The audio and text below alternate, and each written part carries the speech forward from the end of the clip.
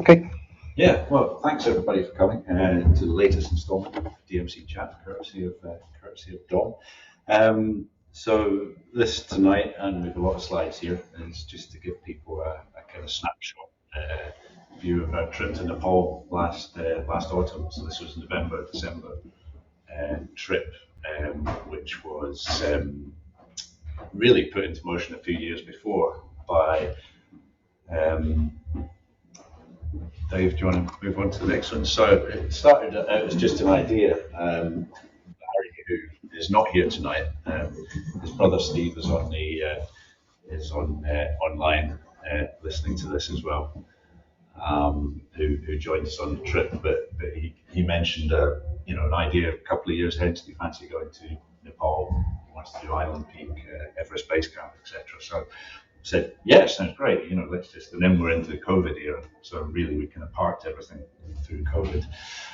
Weren't entirely sure when we'd get the opportunity to follow through on the plans, but it became apparent that 2022 was looking okay. So we started, making more detailed plans. We had already been in touch with a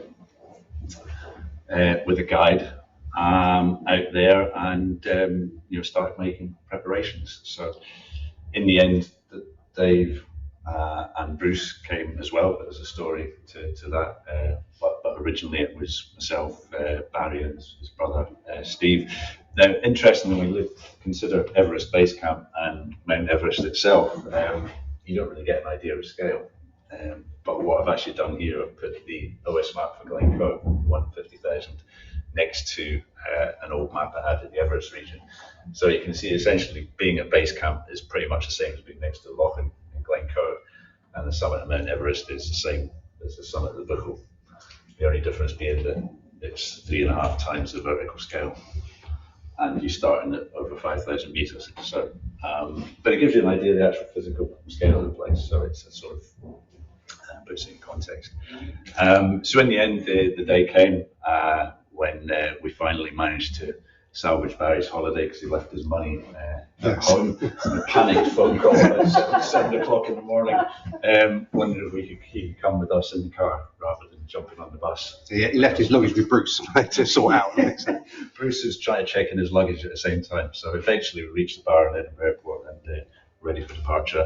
The one person missing to this picture is Steve, who lived down near Manchester, so he was taking a different route out. And cut a long story short, really, we eventually reached Kathmandu after, and this is us arrived there with our guide, Laxman. And you'll notice that there's 4 different people in this photograph. Bruce is not there. This is me. Is what happened in Doha, and the sort of Malay boost got knocked back from boarding the same flight as us, and discovered that he booked later. His flight was about 2 gates further down. Luckily for him, the same day, but just about an hour later. So it did eventually. Bruce did eventually turn up. It was just to prove the point.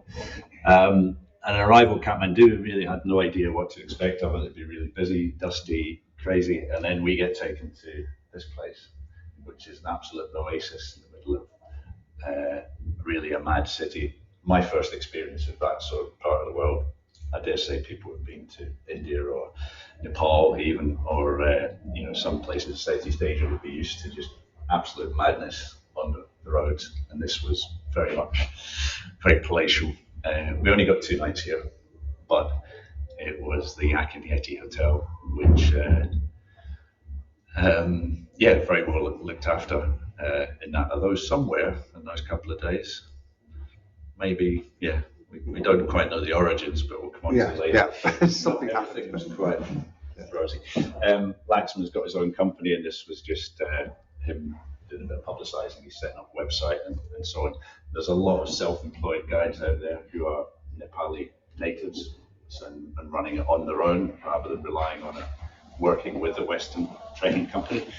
That probably helped save the cost a little bit, and probably we were a much smaller group than some others that we saw, which was a good thing again. Middle of Kathmandu.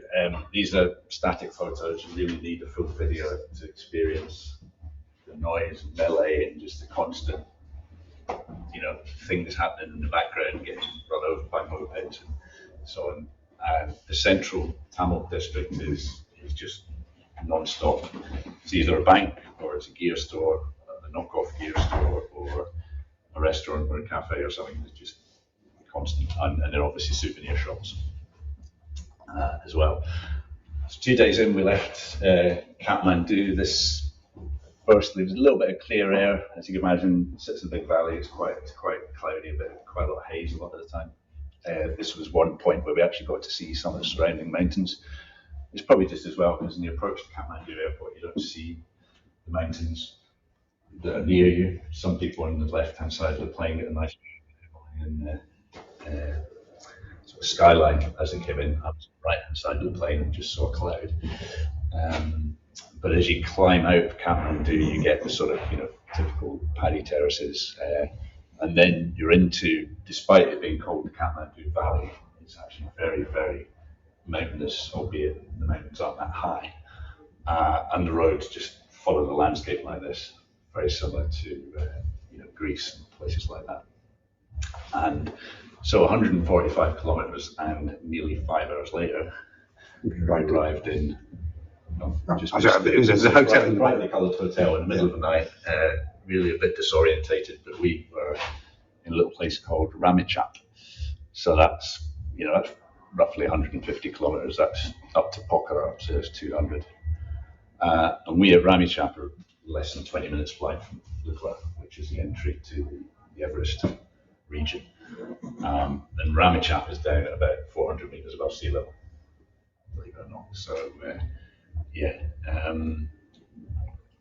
next. Kathmandu's 1300.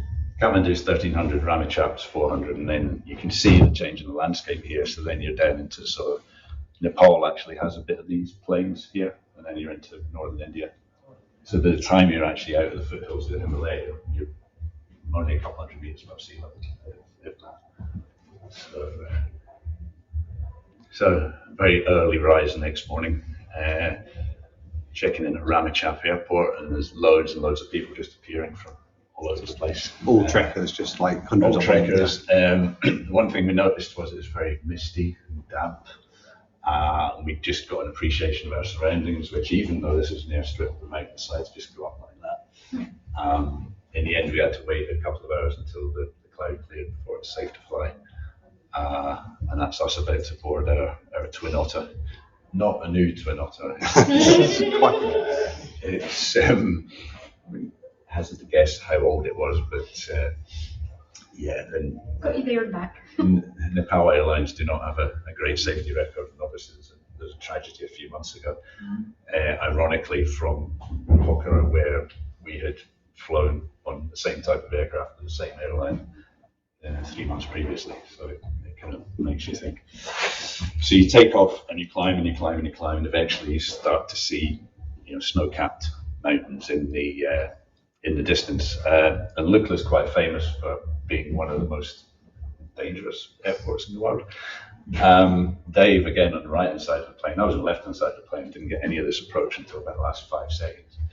But Lukla sits on a little plateau there, and this is the runway. So in the Wikipedia entry, it does say there's no go-around option for Lukla. It has to work first time. The runway is just over 500 meters long and is at about 12% or something. So it's a fairly steep road, so angle that you land on. You don't really get second chances. But so I was having arrived, watching another plane come in to land. You can see the length of the runway there. It's nothing. It's like, Yeah. So just as a landing is only it's either on or it's off. It's the same with the takeoff as well. You don't really get a second chance with it. And apparently during monsoon season, the airport has to be shut because of bad weather for 50% of the time. And they tend to do flights early in the day because later on they get crosswinds and so on, just with the heat of the mountains. So it's just non-stop. Every few minutes, plane coming in and out, turned around quickly, gone. About 4 different companies flying there. So by this time we calmed down a bit, had some breakfast. enjoy the sun. This is over 2,800 meters. So we're already quite high up, but by Himalayan standards, not very. That's presumably a photo taken by Dave. So we're sitting just above a runway. There's a nice hotel here. We would stay when we came down. And just as a guide, that mountain in the distance with a little bit of snow in it is about 5,400 meters high. So that's things in perspective a bit. So you can see it's quite nice and warm, sunny. So shorts of the order of the day. So it's here that we met our 3 porters as well. So yeah.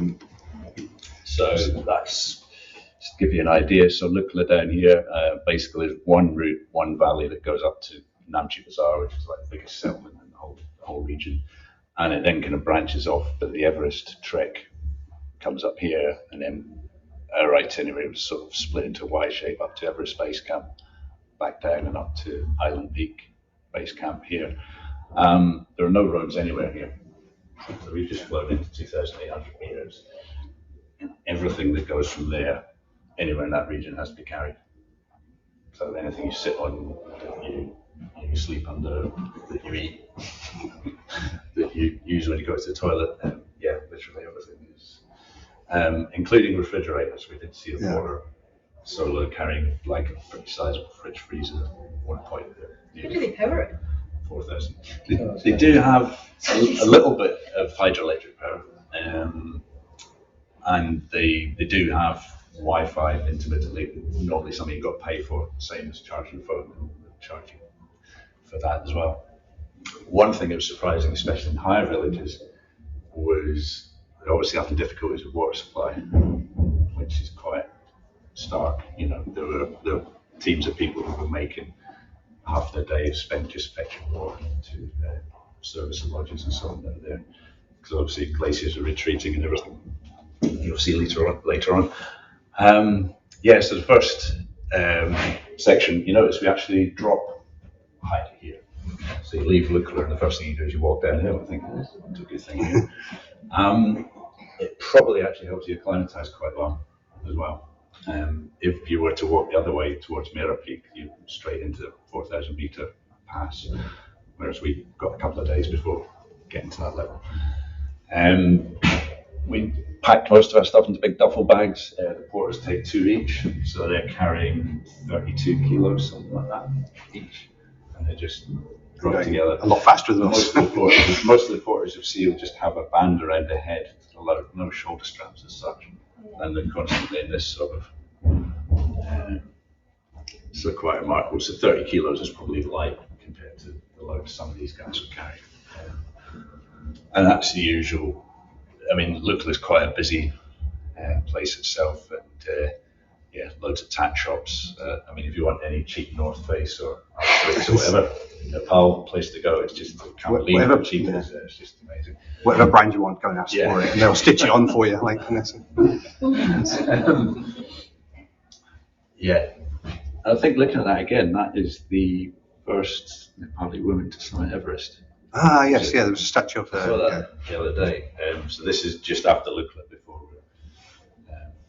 And there were lots of rhododendrons there. We're going the wrong time of year to see them flower. Barry, who's there just now, come on to that later,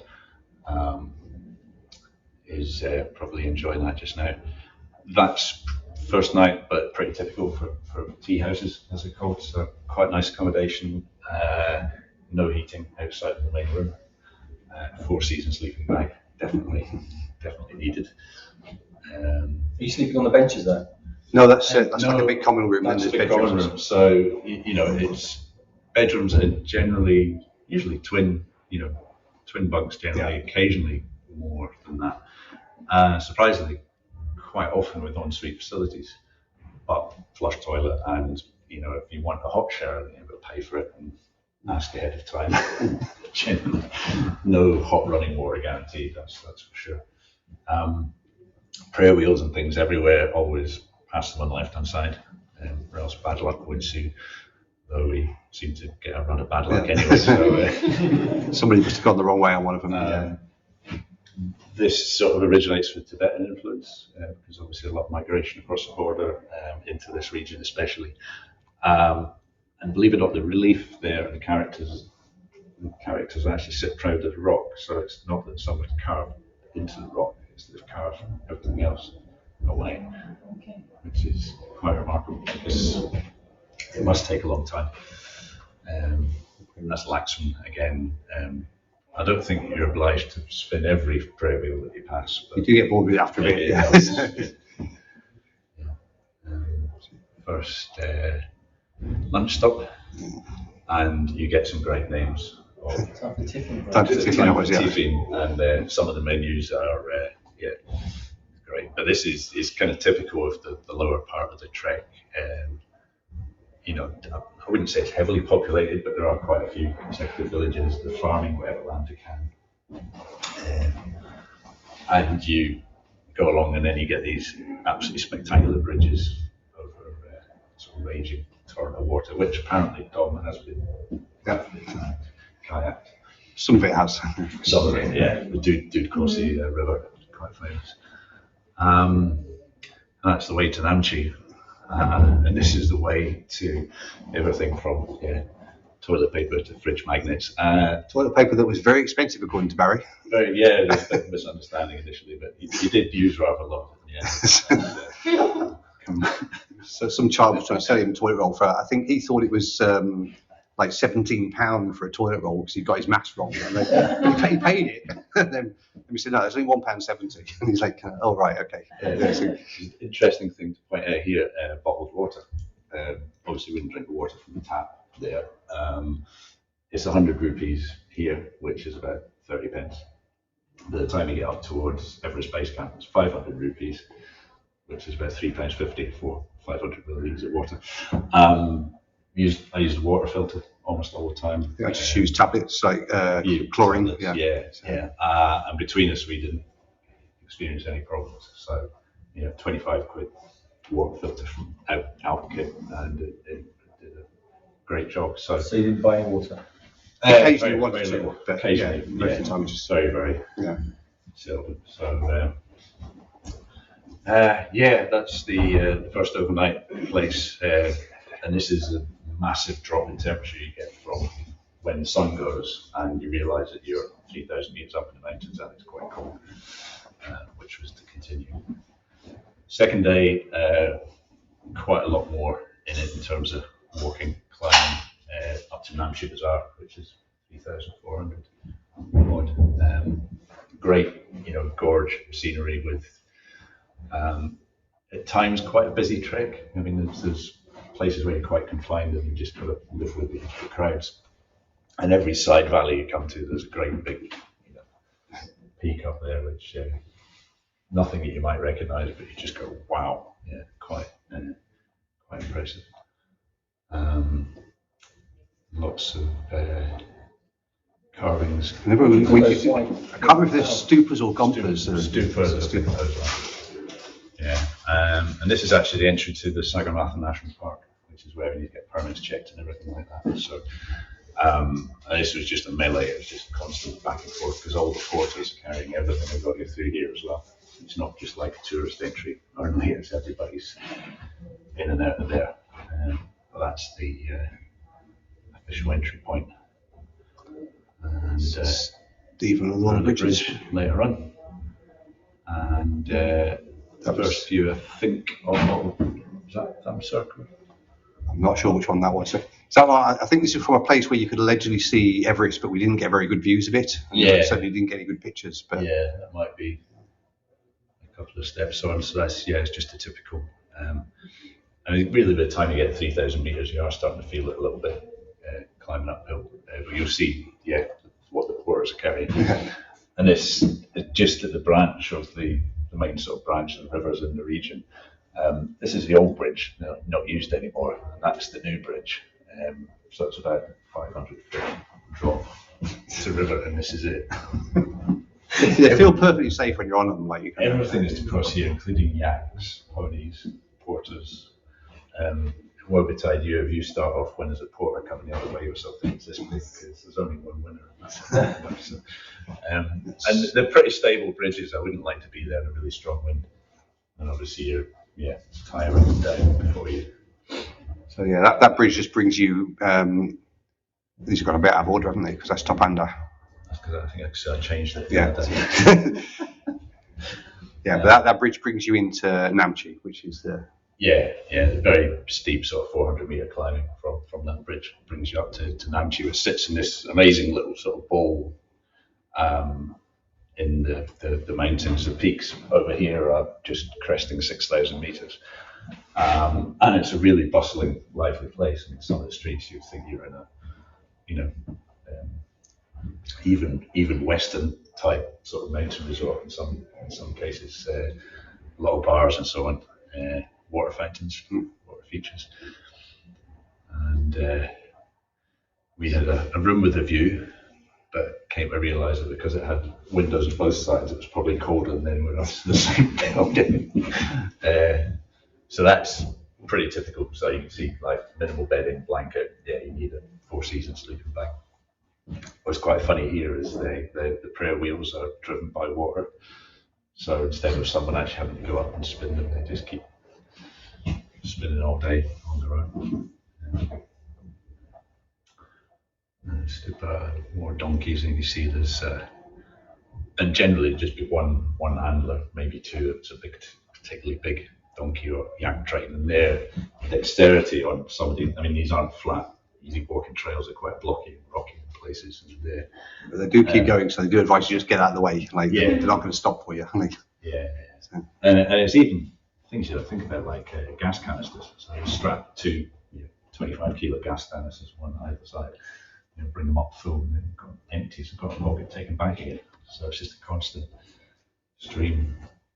Do you remember the relation she was? I don't know if she's actually related to that. But this is somebody who is sort of treated like a kind of grandmother. So he'd done building work for her years ago, even when he was a child. So, I mean, Laxman's in his 40s now, so she must be her 80s possibly. Yeah, I thought he was even older maybe. Yeah.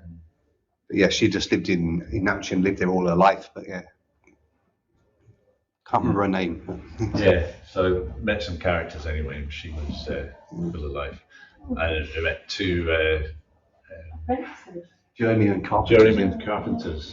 From was it Germany? Germany somewhere, yeah. Yeah, somewhere in Germany, which very much they're following their traditions, but they were looking for work, in exchange for sort of food and board. I don't think they went beyond Namche in the end. They were. This is very much part of their time out. But so we had an acclimatization day at Namche. So the next morning, walking, it was about 4,000, wasn't it? 3,950. 3,950. Yeah. So it's right, basically up above, and there's some quite flat areas. In fact, there's an old airfield, just a sort of dirt strip high up. This is the beginning of the signs that things might not be all right, I think. Yeah. So it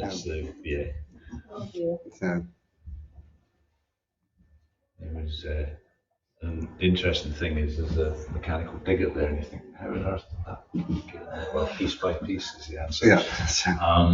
At this altitude, you did see quite regular helicopter traffic up and down through the region, and they seem to be able to bring sort of cargo building materials and stuff into Namche at sort of 3,500 meters.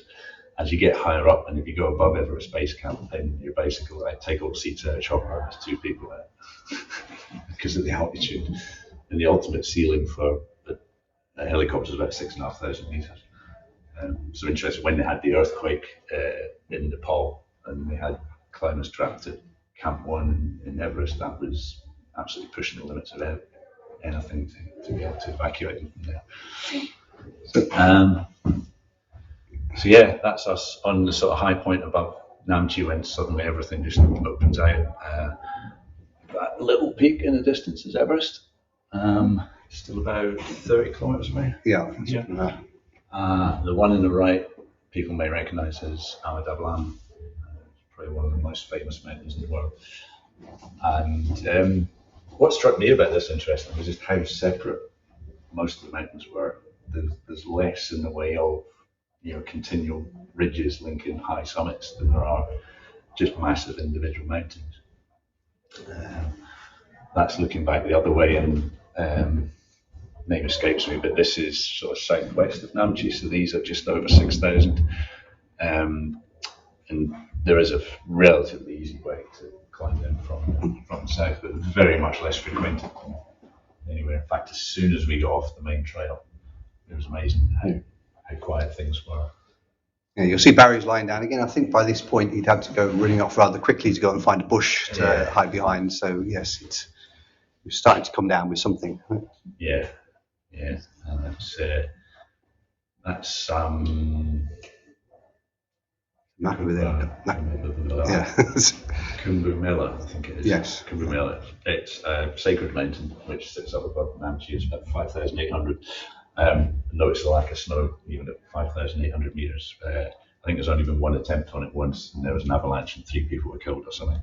Whether before or after, but they designated it a sacred mountain, so basically it's not climbed. It's the one on the other side. Yeah, that's looking back the other way. Kanguru, I think that was. Yeah. Anyway, we can flick through. Amadablam. Amadablam and Everest again, so I'm just peeking out there. Yeah. And this was what we figured out is a fairly new museum up above Namche to, I wouldn't like to say, well, I guess it's kind of established by sort of Western third party sort of NGOs or whatever. So this is because they do have issues with waste in the national park. They're trying to encourage people both to take waste out when they go down, but they are still burning an awful lot of waste, sort of just out of the eye of most of the trekkers. But it's pretty unsightly, especially given the amount of plastic that's there. If you ever wonder why there's microplastics in the top of Mount Everest, you can probably explain why. It's because they're burning it in the nearest village down there. But this is to sort of repurpose, recycle, circular economy, call it what you will. Very interesting museum just on the local area and stuff. And Bruce has met his Actually, he's going to get a part-time job as an exhibition, but yeah. Could have left him there. But this is one initiative they're trying to do is take this as actual plastic bottle tops and recycle them and make a little bit of I don't know if you brought yours. I have, yes, it's over there. It's just like a small model of Mount Everest, or by the relief of Everest Nazi. And there's actually a lot of detail on there, so it is a very faithful reproduction of the sort of Mount Everest skyline, but interesting nonetheless. That's a spectacular view looking down on Namche. It sits in this ball there. Hotel was it there? Yeah, somewhere there. Yeah. Because of there, that one I think sort of 3 or 4 stories, which is quite ambitious for Nepal, but yeah, it felt all right. And that's kind of on a steep descent. So it's been quite a tough day, 500 meters climbing up at that altitude. Time to do some washing and hang it out. Just beware of the local yaks scratching their back on me. Bruce wondering how he's going to get his thermal back. Yeah. Well, in fact, just around the back of the hotel, there was almost like a yak trailer park. It was where they sort of literally put them out to pasture for a little while and have a break before the next caravan. And this again, middle of Namche, you could be, in a ski resort in the Alps somewhere potentially, but there's just loads and loads. I think my only purchase here was a pack of cards, which I forgot to bring with me. So it's like nice playing cards with all the mountains of Everest involved. I know it's loads of different views in Nepal on them, so we search for entertainment for. And interestingly enough, on the way up, we weren't too interested in bars and beer and whatever else, but we were on the way back down. Didn't get any pictures inside because we weren't allowed to take photos. That evening, we went to Everest Museum, which was it had some quite interesting. So it had sort of like a reconstruction of interior of a traditional house there, etc. But then it had a great big gallery with loads of photos and artifacts from loads of Everest and other climbing expeditions in the area. So so unfortunately you couldn't take photos inside there, but it's well worth going to. Yeah, and back to the hut. That's a fairly busy sort of tea house lounge hut. So the food is actually quite good. There's a big kitchen opposite. We're cooking largely vegetarian stuff. Don't quite take your life in your hands if you eat meat, but it's limited selection and provenance may not be. Okay, yeah. Given that it's largely Hindu, so they don't slaughter the animals, obviously. So if you're eating yak meat, it's either fallen off a cliff or died of old age. Is Yeah. kind of what we survive. But either way, no.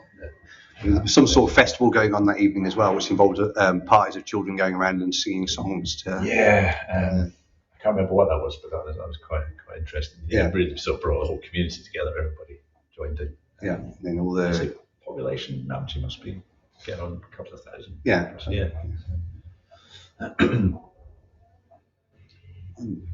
Next day into Botches, which is us moving further up the valley, gradually gaining height. So next, point about so so from here to Tingboche, Dingboche, and then further up, there are other botches on the way, basically his village.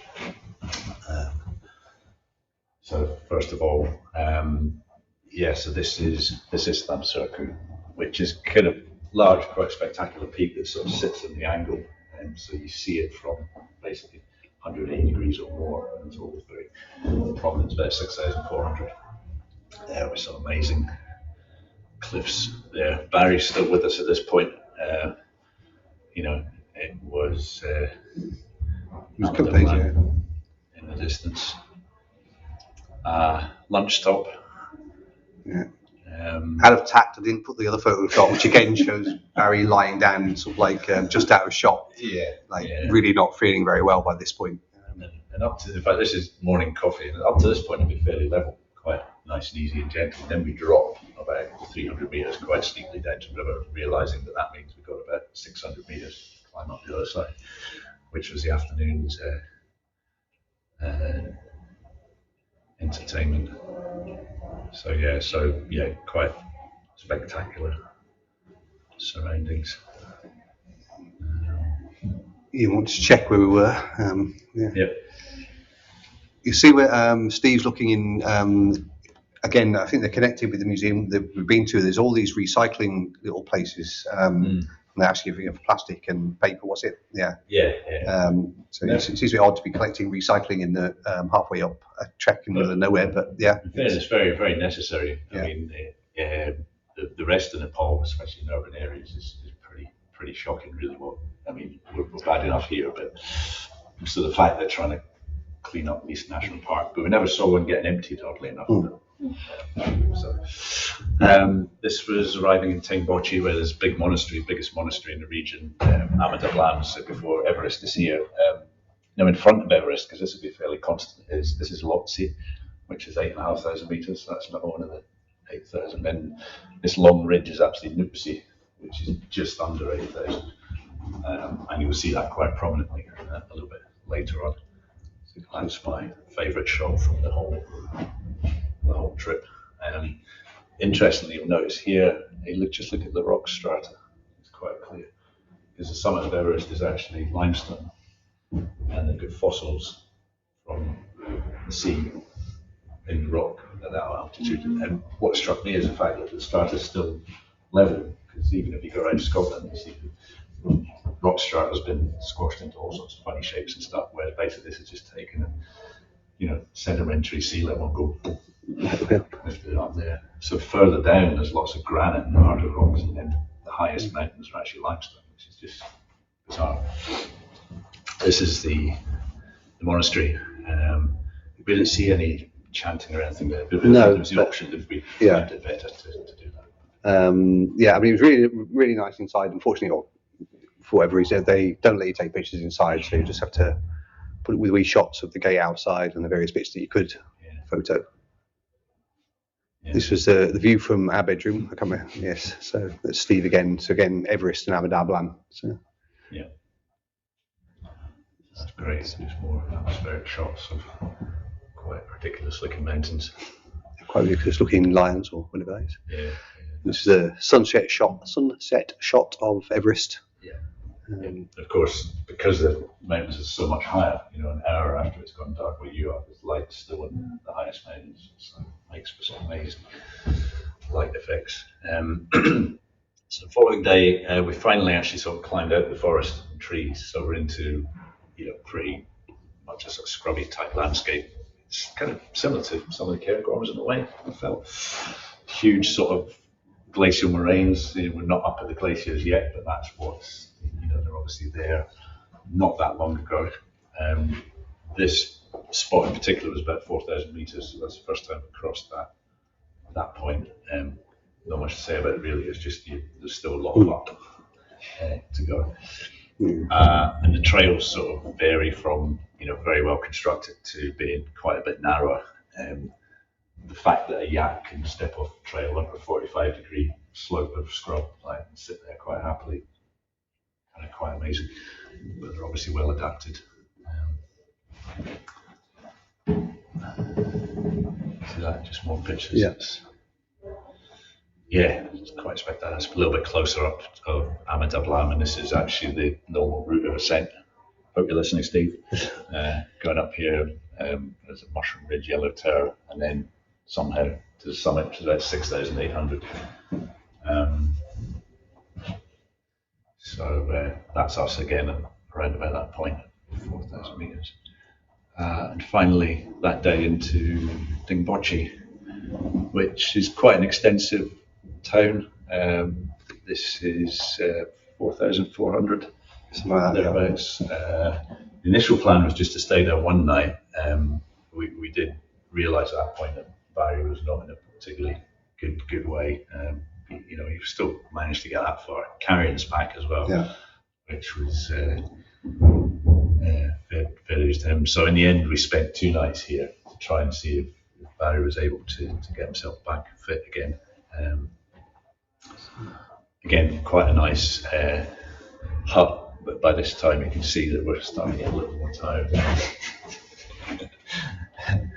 and taking every available break we can get. Typical bolo soup, sure. That was a It's good, was it? I think. Sherpa stew, more potato. I don't know. You could pretty much get anything from pizza to you can get almost like a bolognese, the pasta with sauce. Or particular favourite of mine was deep fried momos, but they're nice, yes. Yeah, they're very nice. So food generally good, but usually vegetarian. Maybe you want to supplement, maybe take your own sort of energy bars and stuff, which is kind of what we did to some degree. I think Laxman sort of recommended that maybe as you get higher up, if you do like meat, then just avoid it because it's had to travel further and further to get when it was fresh. So. We went to the market when we came back down to Namche, and refrigeration and so it was like, okay, so they're sort of hacking up a big carcass. Yeah. So we took the opportunity for 2 nights. So Barry was resting to see if he could get himself back right again. We did the second acclimatization day, which is partway up a mountain, Nankachar. Dingboche is back down here, so about 700 meters climbing from the hotel. You're definitely noticing the altitude by now. Yeah. Oh yeah, big time. So up to 5,080. That's lower down. That's not there.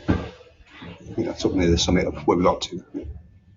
Yeah, I think there's a couple of good. Yeah, so that's at the top. This is Amadablam, which we've now sort of come from over here. We come round. That's still 1,800 meters above where we are. And you see the whole valley leading back down to Namche, sort of down here, Lookless. Well down. So now we're feeling like really in the mountains. We've got this great, quite remarkable landscape. Cholatsi here. We followed David go up the glen here. There's a famous trek, renowned trek called the Three Passes. One of them is the Chola Pass, which I think is in here.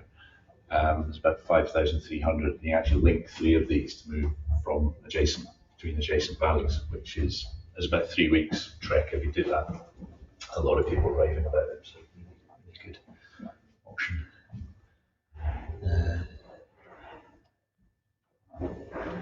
And you might notice it's quite dusty. That's one thing we noticed, not just the altitude, but it's quite dry. It's quite dusty as well.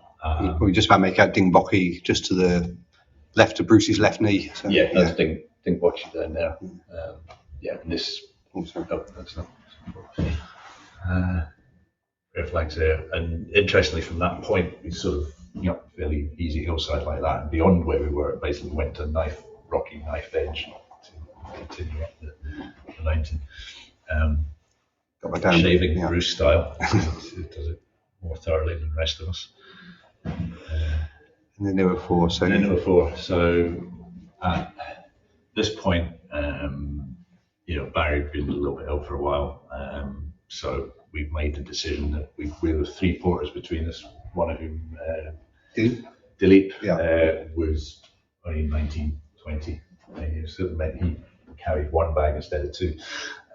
But decision was that he would stay there with Barry just to help with language and make sure he got what he needed and food, and I think we would try and various bits of medication, but no, great. So decision was made that he would stay there. We would go on, four of us, onto Everest Base Camp with about sort of 3 days. Yeah, 3 days later, the plan being we'd be back and then we would see. Hopefully by that time down would be good. So we headed on up. As I say, just two porters and the four of us now. Further into Cholatsi and the one that his name I forget. It's probably 9-10 o'clock in the morning. There's still ice around, so it's getting colder daytime. So anywhere out of the sun, particularly, was staying pretty cold all day. It's more. One thing to notice from here is you look at the size of the glacial moraine, and you actually look at how much of the glacier is actually left. That's quite remarkable, and it's not taken thousands of years to do that. I haven't really delved too much into the archives to see what it was like maybe 100 years ago, but I'd say pretty dramatic glacial recession in the whole area. This is us just crossing the terminal moraine of the Khumbu Glacier, which runs all the way down the western Khum out of Everest and down. Cafe Thukla, which we stopped at on the way up and the way down, and actually it was probably one of the best stops we had.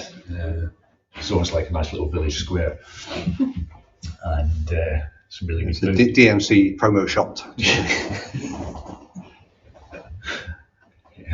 Well, interestingly, I just want to say a little bit about the whole acclimatization thing. We noticed Steve and Iain were probably the fittest, and they were always at the front. And then I was kind of just wandering along, maybe not quite keeping up with them. But whenever you stopped and looked, Laxman, who obviously has done this several times before, was always miles behind us, just plodding along really slowly. So eventually, after a few days, I kind of started thinking, right, I'm going to start walking more at his pace rather than sort of legging up. And I think that's the way to build up acclimatization, is you've just got to go really slowly, not stress your body at all, and just keep plodding along. So it's not hard work. I mean, we're doing about approximately 10 kilometers a day. But you're talking taking 3+ hours to do that. So. Yeah, it's. I would agree with that. Yeah, it's definitely something I don't think I even got right. I mean, I may not have been able to comment on that later. But, it's very, very to slow yourself down when you're used to walking quickly. It's very, very difficult. This was a really interesting spot. It's basically a memorial ground, I guess you'd say. Yeah. And there's various little cairns built here, some with plaques to some quite famous characters in the sort of Himalayan history. There's also a good spot for a break and a little snooze as well. So it's fascinating just looking at some of the.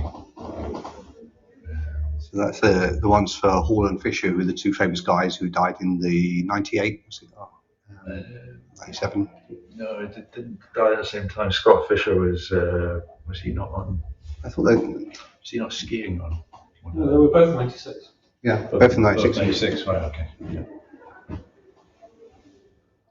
So leaving this point, and we're now at sort of 4,850 meters, heading up towards. This peak on the left is Lobuchi East, which is what they term a trekking peak as well, albeit technically a bit more difficult. I think the route basically goes up here. That's 6,300, and in the distance is Pumori, which is over 7,000 meters. It is actually on the border between Nepal and Tibet. I think Laxman says he'd be involved in an expedition to Pumori. Attempt at Pumori, but he didn't succeed. And I think Nick Gardner has done Lobuchi. Yes. Yes. Yeah, he did. He spent a month, and I think he did island stuff. It was a special day. It happened to be somebody's birthday. It must have happened there as well. So I can't claim to have contributed to the cake. Someone had persuaded everybody else to, and it probably gave me. There was a bakery next door to this place, 4,900 meters. Persuaded them to make us an apple pie. This is Nepalese apple pie. Nearly 5,000 meters. And then we're practically, interestingly enough, and I don't think it was the apple pie, I had the worst night of my holiday after that.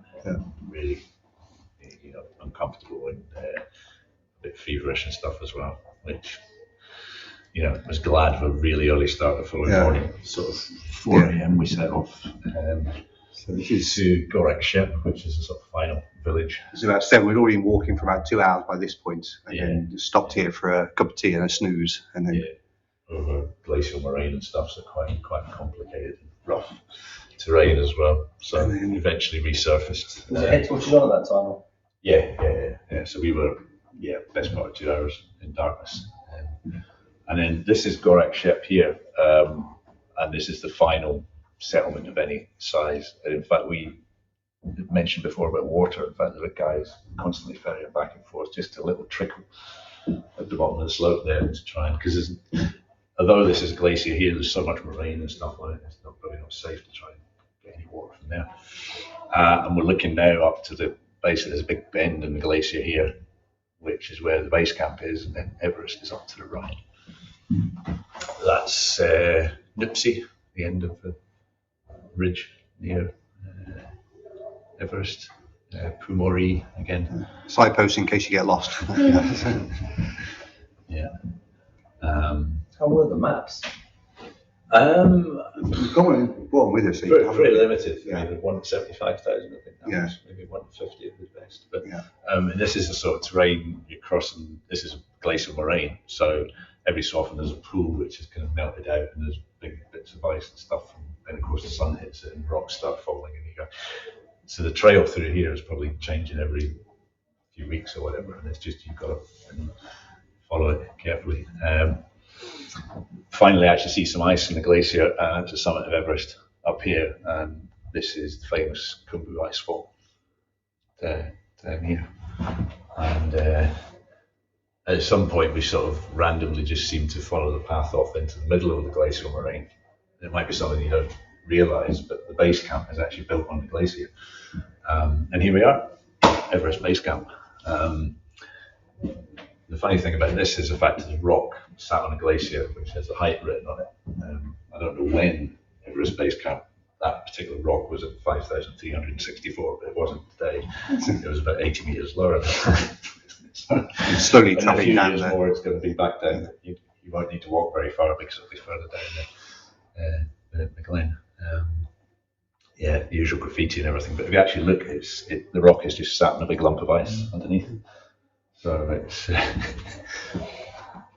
and Bruce crashed out, but I think I was probably took the biscuit at this point. I was suffering. Steve never seems to suffer, so he's just like No, Steve is. So back to Gorak Shep, and you don't get a great view of Everest from Everest Base Camp, funnily enough. So the following morning, pre-breakfast, I hasten to add, up to a place called Kalapatar, which is about 5,600, and this is Everest just coming into proper view.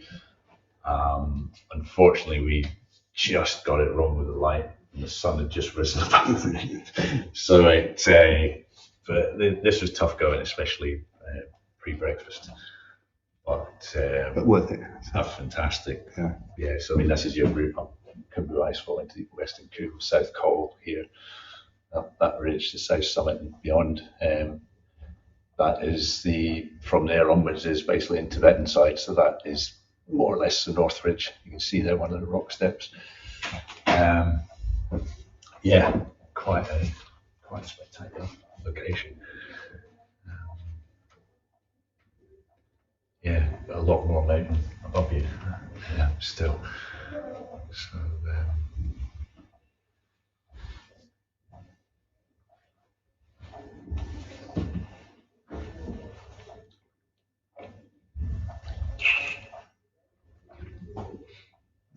Yeah, still suffering. I'm still suffering. Yeah. Still suffering, but it was funny. There's so many overlapping things. Obviously it's physically exhausting because the altitude, it's dry, it's dusty, you're probably dehydrated all the time. You're not eating your normal sort of diet. A whole heap of things. So unless you're seriously physically ill, it's very difficult to know what's right. We're just not acclimatized properly. As simple as that.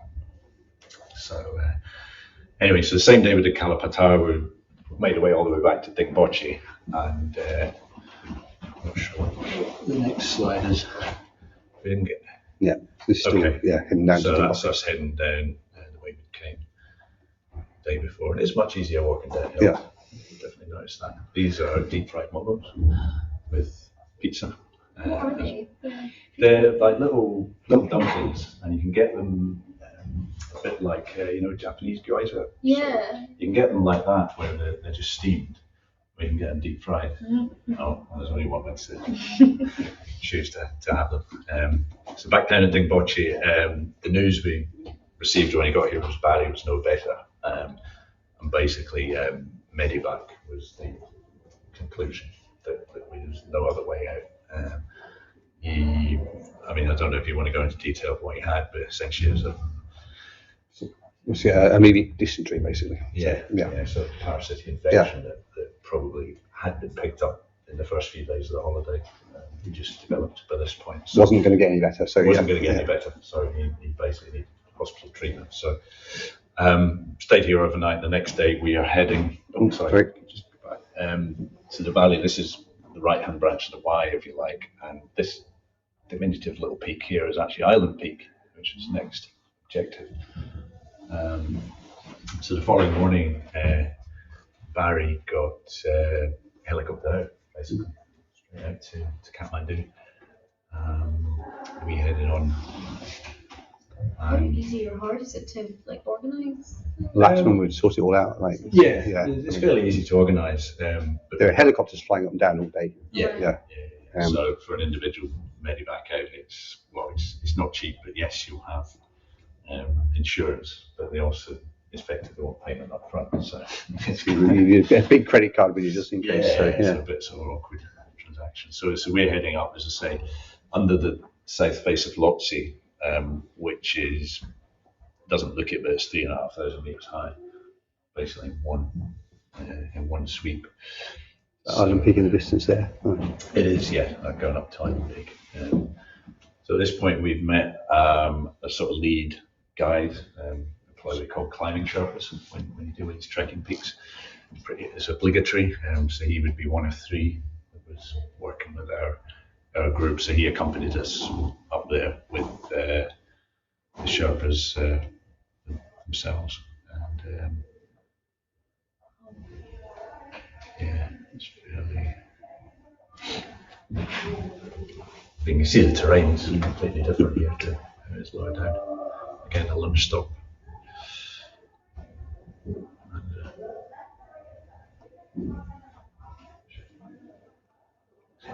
Palastic.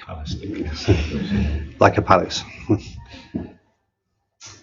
So we're in amongst the glacial moraine again here. We can't really see where we are. And this is, that's us just arriving at Island Peak Base Camp, which is basically this collection of tents. Each company's got half a dozen tents and a little catering tent as well. What I didn't realise until came down the following day is this glacial moraine here. You go up about 30-40 metres and then it drops about 100 metres into a massive glacial lake, which is dammed only by virtue of and they've had one of these break in Nepal in the past, and the lake keeps on expanding. This is one of the key areas where there's a risk that may happen again. If that did breach, then potentially flood the whole valley. Downstream of there, there's probably not much they can do about it, to be honest. A little bit of practice rope work and so on, so you would be jumaring up fixed ropes and then lowering down on Island Peak the following day. Spectacular spot and a great being just about 5,100 meters here. Night shots of the surroundings. But we would set off up at midnight. Up at midnight and left at 1 a.m. So, Left at 1 a.m. after a bit of food. It's Island Peak, which is 6187. So the story goes at this point, we all set off together.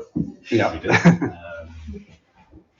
Started after, and you walk along the level and it's very, very steep up. It's like, one of the corries in the Coolin or the north face of Ben Nevis or something. So it's very scree, very steep. Then it gets quite a bit of technical scrambling, a little bit exposed in places as well. There's a reasonably well-worn trail. There's just this trail of headlamps going up. And I became aware that I wasn't managing to keep up with the front group. So I dropped into the no man's zone in the middle. And eventually by the time of about 5,700 meters, I was at the back. And this is actually the last person going up. I just could not. Yeah. I mean, literally every couple of steps, and then I would take a few minutes break just to get my breath back as well. And at that point, the kind of technical ground just started to feel a little dizzy and disorientated. I just said to the climbing instructors, I said, "That's it. I'm done. Yeah. There's no point me pushing on. It's not safe anymore." So I duly came down. So I was the first casualty. Yeah. I was going to say, so before I get on to me, are you still there, Steve? Steve was there. He was joining us live from Manchester and told us all about his and Bruce's successful trip to the summit. Unfortunately, the technology failed us and we didn't manage to record his contribution to our talk that evening.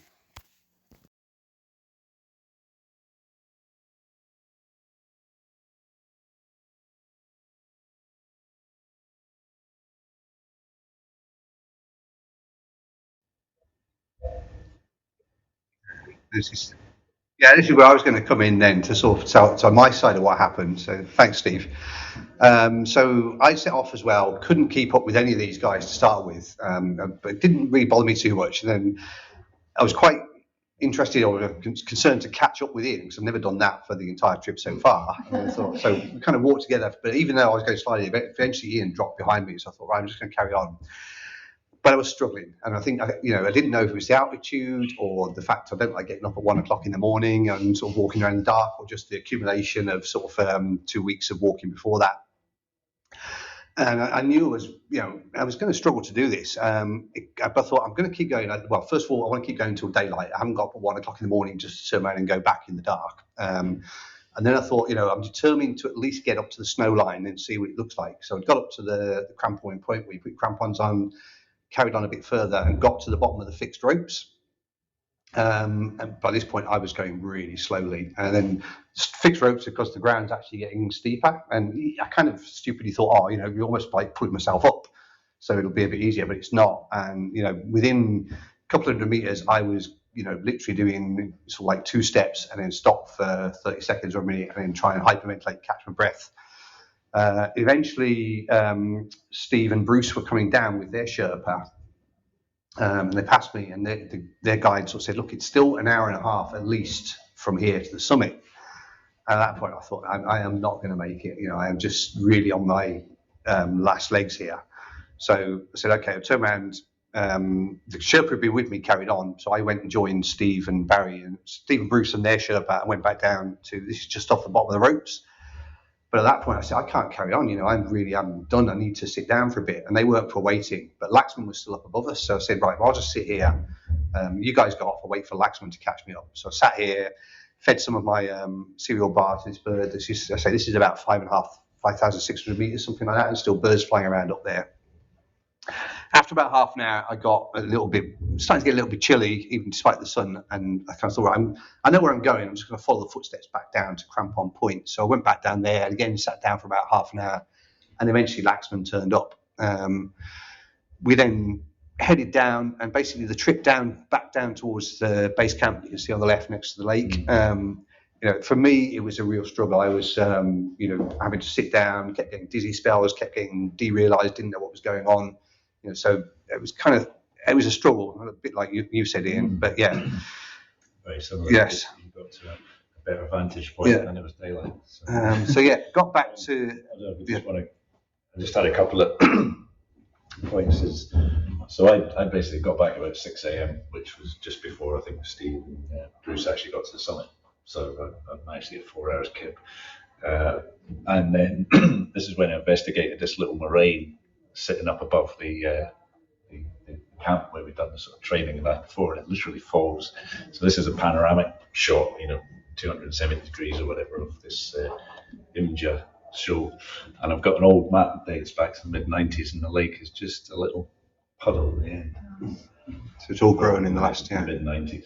So, 25 years, this lake has, established itself at 5,000 meters altitude. So quite amazing. But interestingly to note that that's the bottom of the glacier and Island Peak, and that apparently is water source for the camp. So you had guys having to climb probably 500-600 meters up there to get water. So it just underlines how difficult it can be in these areas sometimes. So I must have got back probably about midday or something like that. And I managed to collapse in the tent, got an hour or two's kip, and then felt a little bit better in the afternoon. Then, rather than, there was an option to spend the whole day back at the camp, but we said no. There's 10k walks or 2 hours back out to Dingboki, where at least you get like a hot shower, decent bed, etc. Made the slight mistake, or out of the best intentions, the two supporters said, "Oh, we'll just take everything for you." So they took our little day bags, etc. And we hadn't sort of factored in the fact that it was getting later in the evening. Wind was starting to pick up, so we actually had to keep moving at a fair rate just to keep warm. Because Bruce has got his down jacket, but my down jacket was in my bag. So it was a bit of a chilly walkout, but we made it back down to Dingboki there in the distance, in the smoke. I don't think I've got any pictures of it, but myself and Iain finally treated ourselves to a beer and a burger. Was that the first beer we'd had for about 2.5 weeks? So,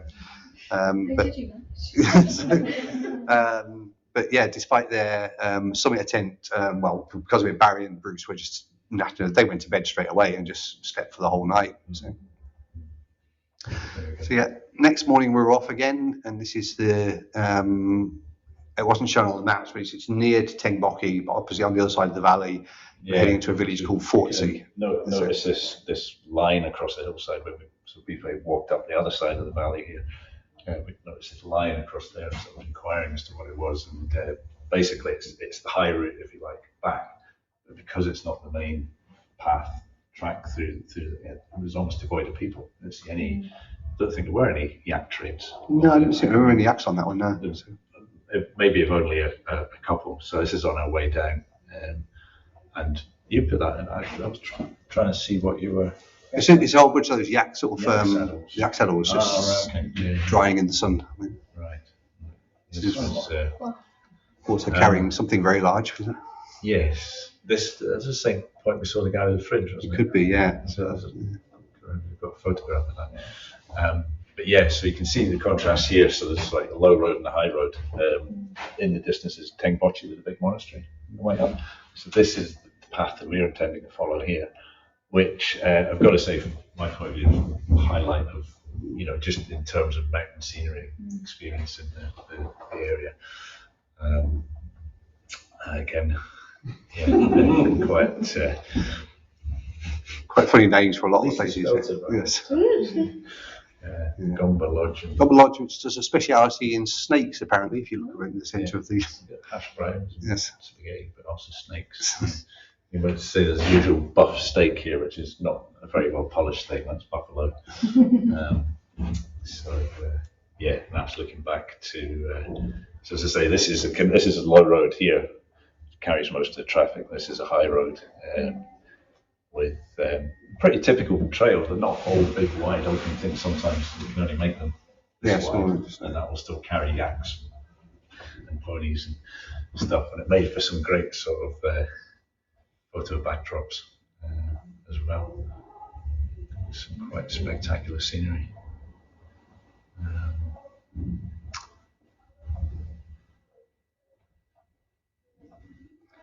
So this is the day after. Now again, towards the end of this day, I was really struggling again. You can see it kind of goes up and down a little. So the overall elevation is slowly going down, but it's every time we got to a set of steps going up again, I was just virtually come to a standstill. And we were still at 4,000 meters here. Yeah. So By the end of the day, again, I was getting that sort of like total dizzy spells, kind of didn't really know what was going on. By the time we got back to the Fortsey, to the next place that we're staying at, again, I sort of thought, if I had an hour's lie down again, like I did at the island base camp, then I'm sure I'll be fine. But no, I didn't. Just felt you couldn't stay up for any tea. I had to go to bed early. Had an absolutely awful night. Just looking across to Tenboki, so we're still kind of on this trek. But yeah. Whilst I was having this awful night, the Iain and the others went to visit. You can maybe say about it. Yeah, so right next door to where we're staying is what turned out to be the Khumbu climbing school. So they had an indoor climbing wall and everything.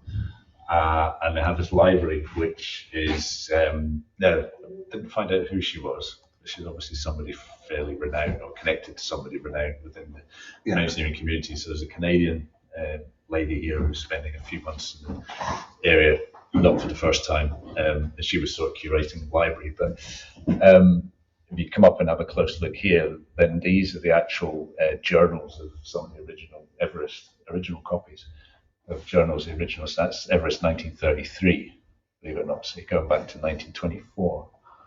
I think of some of the history associated with that, and it's there in that book. So quite an amazing collection. So indoor climbing wall, and a drum with Conrad Anker's personal gear in it. So lots of connections there, but it is actually intended as a sort of training resource for the Khumbu region, to basically bring young people into being climbing Sherpas, which is considerably better than being a porter. I mean, we obviously paid the porters, we paid the climbing Sherpas as well. The climbing Sherpas were earning in a day and a half what the porters got for 2 weeks worth of lugging all their luggage around. So significant difference. Yeah. The next morning, having sort of like woken up and still felt just as bad. Basically, I was lying around just useless on the tables whilst everybody else was trying to work out what to do with me. And some talk about can we spend a day there, etc. But Laxman said, realistically, I don't think you can carry on. You're going to have to get out. So he phoned up the helicopter company, and I was casualty number 2 to get flown out in helicopter. So 15-minute flight as opposed to 2.5. 2 to 3 days to walk out from Fortsey down to Lukla, where Lukla's where they ask for your credit card and you have to part with a large amount of money, and then get transferred to another helicopter that then took me on to Kathmandu. And I'll fill you on the rest of the story later on when we get to Kathmandu, but I'll give Iain the chance to let everybody else catch up with me there. Yeah, so then there were 3, myself, Bruce and Steve, and this we're aware of other people who had exhaustion, maybe had to be medevaced out, and there's even the option, if you walk to Everest Base Camp, you can pay $300 and get a helicopter flight back to Lukla, but we weren't really in the market for that. But this was, Laxman did say as the first occasion he'd had to organise medevacs for anybody on his treks in 20 odd years. So there you go, it was 2 in 1 time. So part of the concern for Dave was the fact that there was still a lot of descent and reascent to get out, and it was a full 2 days of walking. And we had a flight to catch at the other end, so there wasn't really an option to be late or anything like that. We duly sort of headed out. We did have, I think that's further down, but if we just keep going on. Yes, this is arrival back in Namche, spinning the wheels as ever. And we went drinking in Namche, and the covers band, which was actually quite good, in a bar in Namche, and there's snooker halls and all sorts. Snooker's a big thing in Khumbu. I couldn't quite work this out because, back to what I said before, everything has got to be carried in. There's no roads and all the rest of it. And then the most bizarre sight of seeing a snooker hall full of full-size snooker tables and the Nepali youth sort of just hustling on this stuff. Anyway, couldn't work that one out. So, and this is us finally back in Lukla, at the same hotel we started from. We actually got to stay overnight here. I think it was the first place that had free hot showers on demand. It's like not, pay 500 rupees, and then in 2 hours' time, once you've heated up, or even a gas-powered shower. So yeah, there's the 3 of us plus Laxman just having a gentle wander about in the environs of Lukla, and then getting ready for an early flight out again the following morning. So so in summary, finally forgotten how to pour beers whilst. So we spent 15 days over 2,800 meters, leaving from Lukla. I thought it was longer actually. Maybe it just felt longer, but it was. Yeah, you lose track of time. Check my diary. It's 15 days. Yeah. We walked in total 158 kilometers. I did 8,726 meters of ascent, which is a little bit less than some of the others. So topped out top of Island Peaks at 6187. So it's actually quite a lot of walking, quite a lot of climbing. So didn't feel too bad about it.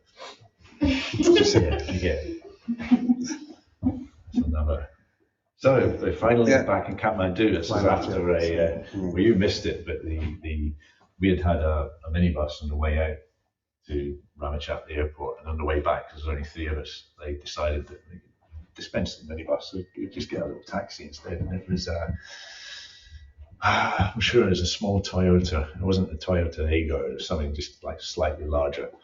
So you've got 3 of us, plus Laxman, plus all our gear and everything in this tiny little car on roads that are not set. So we got back, and also the driver's a complete nutcase, and basically it doesn't matter.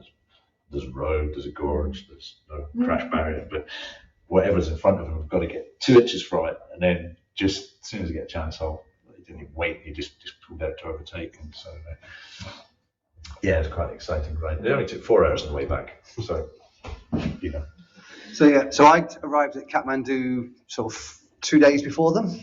That was on my welcome when I got there. So this was, it turns out it was the same hospital as Barry, so I managed to get in touch with him, and I was actually getting admitted on the day that he was getting discharged from hospital. So he sort of said, I'll come around and see you, once he'd sorted out trying to pay his bill, because there was some problem with his insurance company. So I got taken, first of all, into their sort of accident emergency admissions bit and got everything possibly tested that could be tested, and then sort of set up this room just to wait for the results. They came back. First of all, they came back. The doctor said, "No, most of the results seem fine." So I'm sort of thinking, "Oh, it must just be a wuss. I don't know what's wrong with me," because I really have been struggling. And then about half an hour later, a nurse comes in with like a full mask on, gown and everything, and says, "You're COVID-19 positive." So it's like, right, that explains it. So having escaped it for 2 years, not as far as I know, ever having had it during the pandemic, I managed to catch it halfway up Everest, and it ruined my holiday. And then I didn't ruin it, but it meant that I couldn't join in with the trips around Kathmandu, etc., that we did at the end. But it also turns out that they still have an isolation policy there. So I basically had to spend 7 days in the hospital. Barry couldn't even come around and visit me. After 5 days, I think they sort of said if I'd tested negative, I might have been able to release. But no, even on day 5, I still tested positive. I think at some point towards the end, they did let Laxman in to visit me with as long as he wore a mask and everything, just to kind of catch up with how I was doing. But so basically, I spent 7 days in my own on that room. Had a nice view. It was quite high up, and I think I wandered out on the balcony. But wasn't quite the holiday that I'd planned. But I was actually quite ill. I lost a lot of weight. I lost weight. Not as much. I've got a suspicion that Iain might have had COVID as well, but obviously didn't get it quite as bad as me. Well, sort of last thing you're going to do at 5,000 meters is say, I better take a COVID test. Because everybody's you get a thing called Kumbu cough, which is to do with the altitude. Just makes people cough anyway. So everybody's kind of, especially on the way down, everybody who's been high is coughing all the time. So you don't know what's causing that.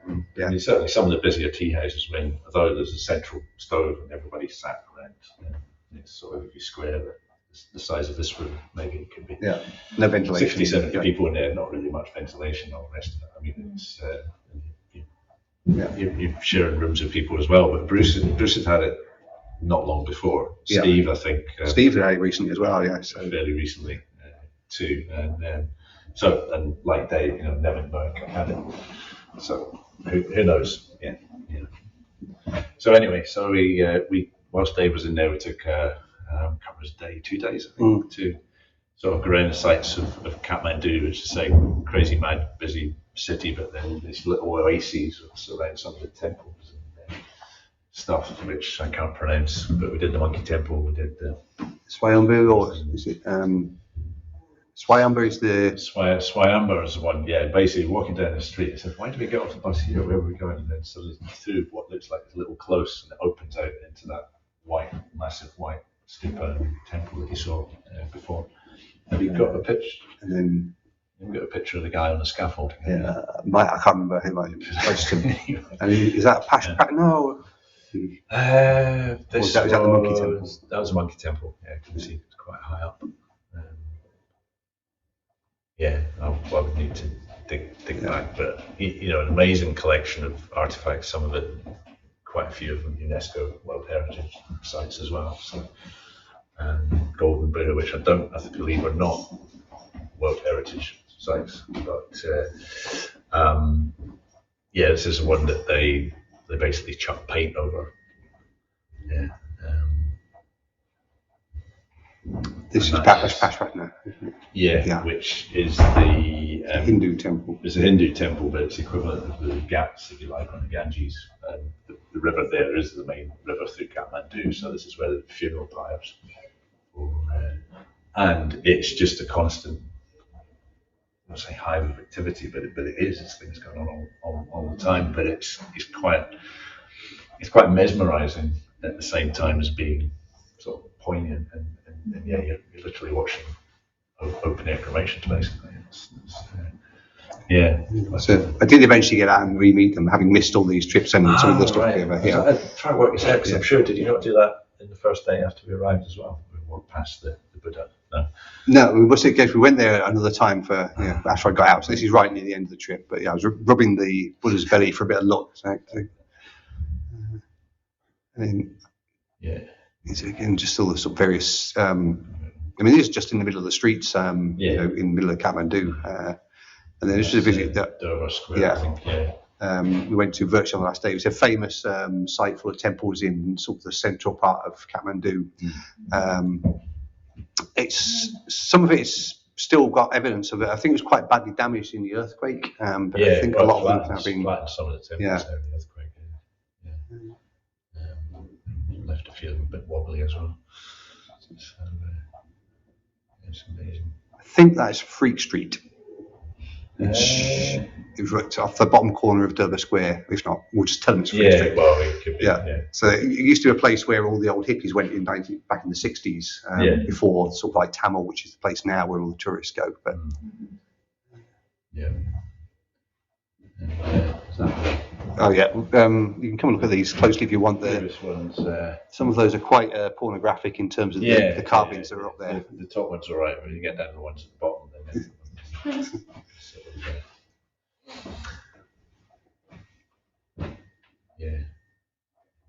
more stuff.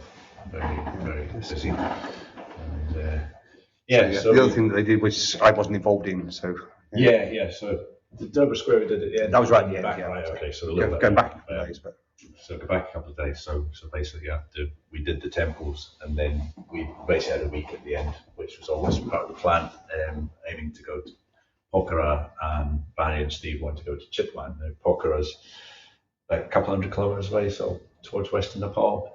Chitwan is just into the jungle, so that was really a safari experience. Bruce and I just spent an extra night in Pokhara, 3 nights there in the end. But this was so it's a short 7-hour bus journey. More time to catch up on sleep. This is a lakeside in Pokhara, which is I think they're a good supply of building new boats rather than rescuing the old ones. But completely different vibe, much more laid back than Kathmandu. I don't know if anybody has been, but this is a gorge and cave that sort of runs through the middle of the town, more or less. Just comes down and disappears down a hole, and then you cross the road, go down a sort of spiral into a cave, and end up looking at the waterfall from the other side. It's quite interesting. Poker, of course, is very famous for views of Annapurna range. This is one clear day that we got. So, believe it or not, the highest Annapurna summit is actually here, which is just over 8,000. So it's another. This is called Machu Picchu, or Fishtail Peak. If you see it from the side, it's actually a double sort of peak like that, which adorns various T-shirts and so on. That was the clearest view we were going to get, and it's only about 20 kilometres away, so you're actually much closer proximity there than you are to virtually any of the other big mountains in Nepal. Pokhara itself is only about 800 metres, so it's a massive sort of height gain. I've just looked through some more. It's the World Peace Pagoda. That's under construction street in Pokhara. Some bits of the city were really quite good, and it's obviously a place that's expanded massively. You know, there's a new international airport just been built there as well. Bruce is making friends again, and this is actually Bruce and I have been up here during the day on a brand new Japanese funded gondola, up to the top, and we couldn't see anything of Annapurna. And that night we actually had a sort of a bit of a storm and a sort of rain, probably for about an hour or so, but that was the only rain in the whole trip, 3.5 weeks. The strip, if you like, in Pokhara is pretty good. You could almost be anywhere. It's much more, well, let's say look at the state of the pavement and everything. It's quite different to Kathmandu, a lot of Kathmandu. Mm. And then there was Steve used to do you want to talk about Chitwan a bit?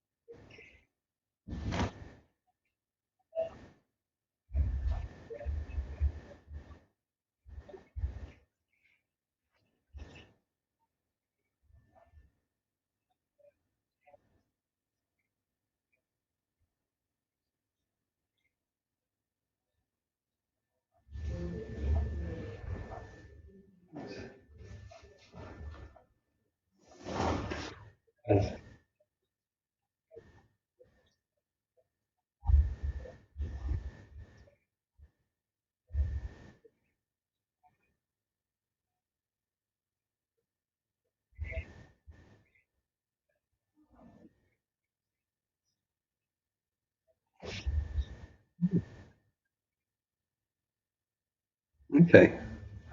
I think we might be getting to the end, so at some point, yes. Yep. That was it. So, yeah. One last thing quick to mention, I'm not going to show it here, but because this was before the World Cup, just before it, and Qatar obviously hosted the World Cup, and they had the best in-flight video, for in-flight safety video that I've ever seen. So if you ever get a chance, go and Google it on YouTube and sort of like do Qatari World Cup in-flight safety video. It's quite funny. It's very well done. So yeah, I think if you have anything else to add, or No, not really. I'm just amazed that we managed to finish in about an hour and a half, which is quite an achievement, I think. Dave spent an awful lot of time pulling together. Well, we all pulled a